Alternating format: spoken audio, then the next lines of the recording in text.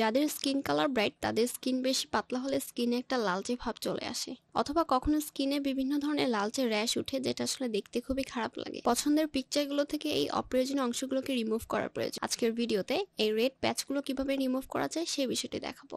আসসালামু আলাইকুম, welcome to this new video and this is Jinia with you. ফটোশপে আমরা একটা ছবি ওপেন করেছি যেখানে দেখা যাচ্ছে যে রেড প্যাচ শো করছে।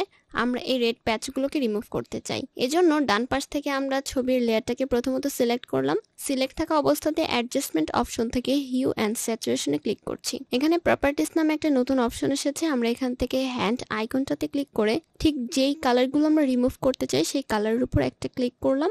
এবার হিউ আমরা 100% এবং স্যাচুরেশনটাও 100% করে দিচ্ছি। খেয়াল করলে দেখতে পাবেন এখানে দুইটা স্লাইডার আছে। আমরা এখান থেকে আউটার স্লাইডারটাকে ক্লোজ করে ফেলছি এবং এরপর দুইটাকে একসাথে একটু মুভ করছি। এতে করে যেটা হচ্ছে, বাম দিক থেকে আমাদের রেড প্যাচ এরিয়াগুলো সিলেক্ট হচ্ছে। একটু নেড়ে চেড়ে দেখতে পারেন। মোটামুটি এইটুকু থাকা অবস্থাতে আমরা হিউ এবং স্যাচুরেশনটা 0 করে দিচ্ছি।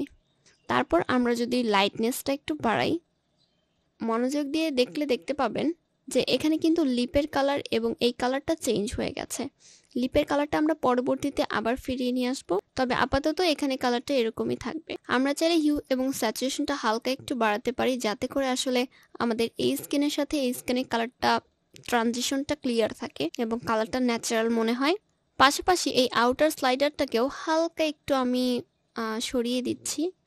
এখানে কিন্তু ট্রানজিশনটা এখন আগের চাইতে অনেকটা ক্লিয়ার শো করছে। এবার আমাদের যেটা করতে হবে, আমরা এই প্রপার্টিস অপশনটা কেটে দিতে পারি। এই বক্সটা সিলেক্ট থাকা অবস্থাতে আমরা Ctrl+I প্রেস করছি।